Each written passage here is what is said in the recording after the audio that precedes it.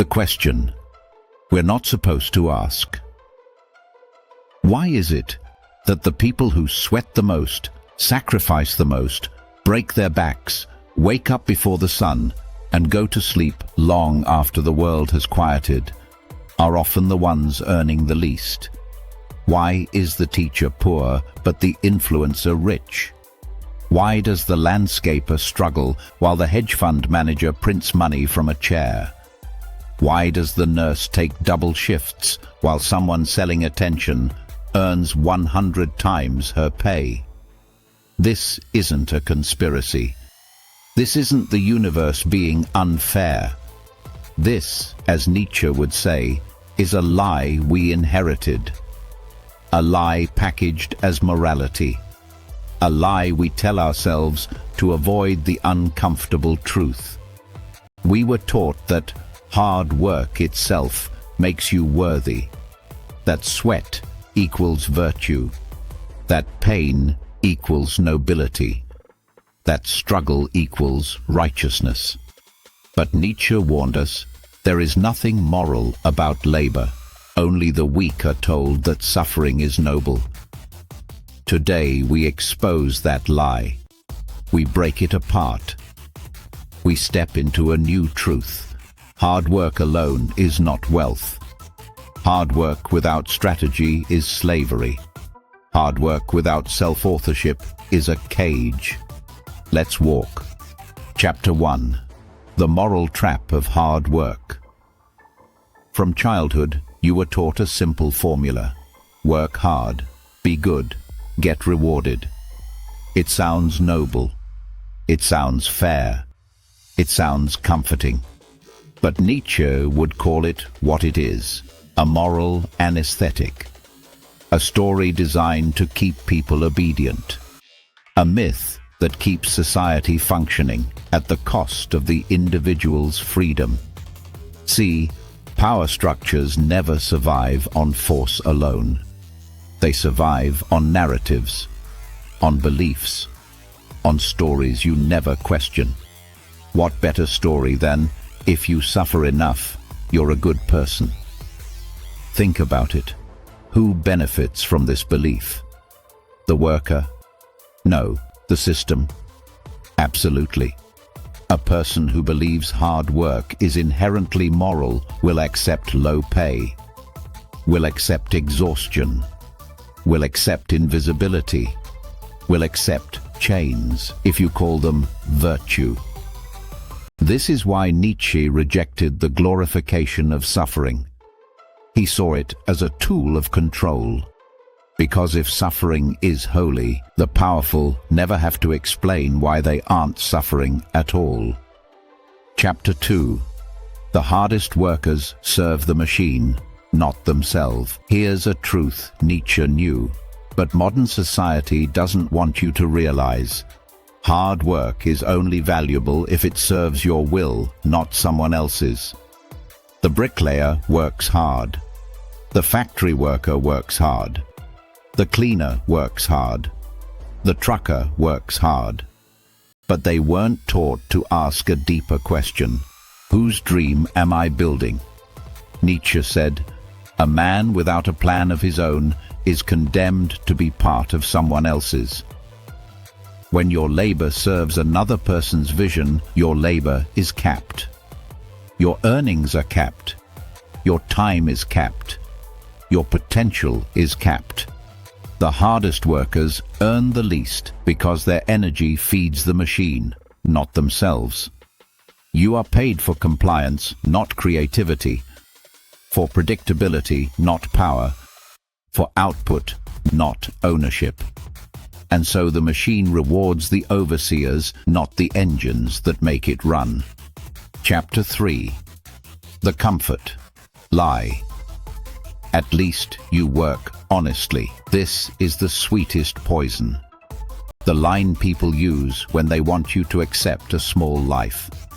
At least you work honestly. At least you have stability. At least you have a good job. Nietzsche would laugh at this.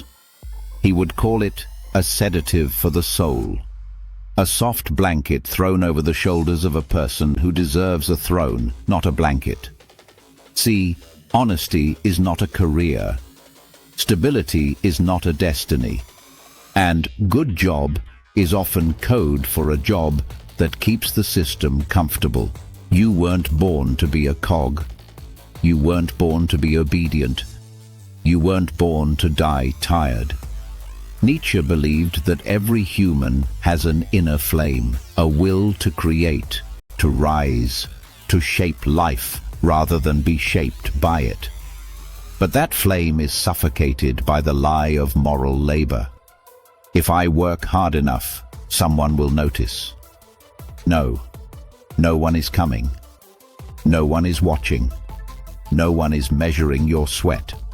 Hard work alone is invisible. The world rewards impact, not effort. Chapter 4. The Economics of Obedience. Let's get blunt. Low wages exist for one reason. You can't pay someone well if you want them to stay obedient. High pay gives people options, freedom, confidence, mobility. If the cleaner earns £100 an hour, no one would stay a cleaner for long. If the warehouse worker earned CEO wages, the CEO would lose power.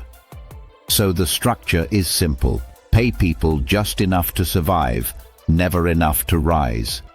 That's not cynicism. That's economics. Nietzsche saw it long before anyone used the word capitalism. The values of the weak are crafted by the strong to keep them weak. The lie of moral labor exists to convince you that smallness is noble, that fatigue is pride, that exhaustion is character. But deep down you know the truth. If hard work truly produced wealth, every construction worker would be a millionaire. Chapter 5. Why the world pays thinkers, not laborers. Here is where Nietzsche becomes dangerous. He believed that society is divided into two roles, creators and maintainers. Creators invent the system. Maintainers operate it. Creators design the rules. Maintainers follow them. Creators shape the future.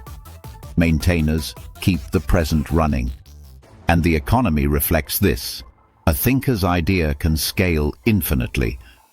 A laborer's time cannot.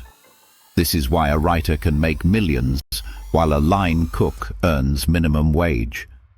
Why a software engineer gets stock options while a janitor gets a small Christmas card. Society rewards leverage, scale, creativity, ownership, risk vision. It does not reward repetition, obedience, consistency, predictability, replaceability. And here's the hard part. Most people choose obedience because it feels safer than freedom. But safety is a leash in disguise. Chapter 6. The Will to Power. The Escape from Moral Labor. Nietzsche believed every human has a force inside them called the will to power. Not dominance over others, but mastery over oneself. It is the drive to create your own values, your own direction, your own identity. The world keeps you busy with labor so you never discover this inner engine. Because a man who discovers his will to power is uncontrollable, unhired, unbossed, unapologetic, unmanipulated. He becomes the architect of his life, instead of a tool inside someone else's. This is why Nietzsche admired creators, artists, innovators, not because they were smarter, but because they dared to step out of the obedient class. They made their own values, their own meaning, their own path. They escaped the moral trap of hard labor. Chapter 7.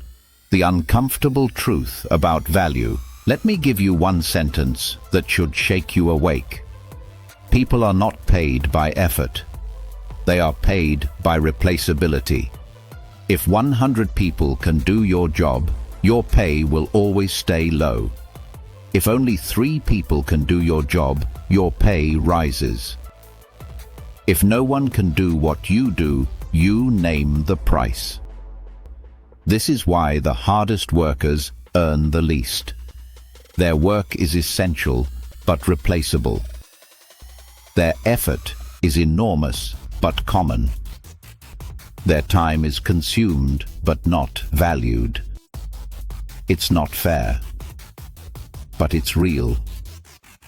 And Nietzsche would say, the world does not reward the noble, it rewards the irreplaceable.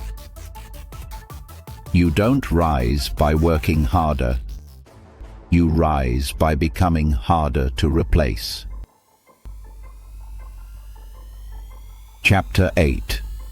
The new formula. Your work must serve you first. Here's where everything changes. The old formula: work hard, be good, get rewarded. The truth: work strategically, build leverage, detach from permission, get free. Nietzsche didn't want people to become entrepreneurs. He wanted people to become authors of themselves. Your work should serve your growth, your identity, your autonomy, your legacy, your potential. If your work only serves the system, you'll die exhausted and unnoticed. If your work serves you first, you become dangerous. In the best way. Chapter 9. The real rebellion. Less obedience, more creation. So how do you break out? You don't quit your job tomorrow. You don't burn everything down. You don't disappear into the forest. You start with alignment. You start with small shifts. Build a skill no one can take. Create something that scales. Learn something people pay for. Reduce your dependence on the system. Create before you consume. Move from worker, owner. Move from labor, leverage. Move from obedience, authorship. This is what Nietzsche meant by become who you are, not become who they want. Not become who earns approval. Become the person you were built to be before the world trimmed you down. Chapter 10. The freedom of self-authorship. In the end, this is the truth. The hardest workers earn the least because they inherited a lie. The lie that suffering is noble, that obedience is moral, that labor is holy. But moral labor is a leash. A beautiful leash. A shiny leash. A culturally approved leash.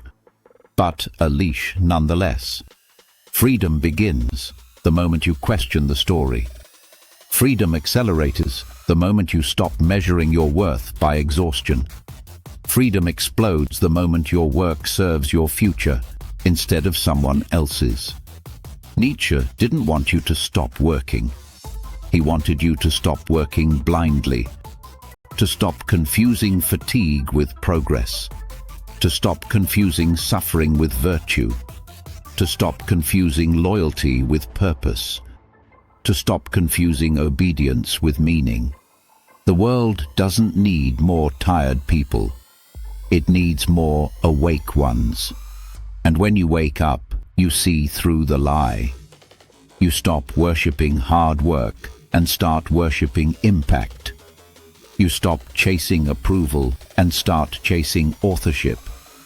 You stop living in the system and start bending it. Because the person who understands value earns differently, walks differently, lives differently, and the system doesn't own him anymore. Your call to rise. If you felt this, if something inside you stirred, if the chains felt just a little looser, then don't let it fade. This is your moment to realign your life, to stop surviving and start shaping, to shift from moral labor to meaningful labor, from exhaustion to power, from being the machine's fuel to becoming your own fire. This is your time to rise, not by working harder, but by working truer.